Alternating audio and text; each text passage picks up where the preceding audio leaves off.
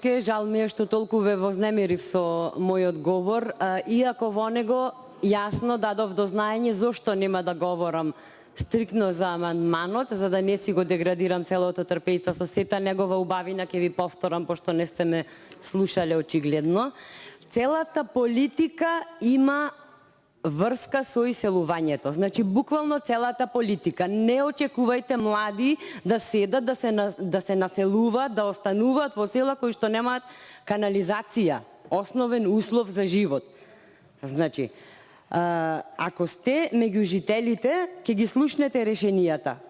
Потребна е, еве ќе се навратам, не сум експерт, затоа не сакав да се задржувам толку долго на амандманот, потребна е самостојна пречистителна станица, а е скапо и неизводливо да се направи во рокот како што го рековте. Меѓутоа, од некаде мора да се почне.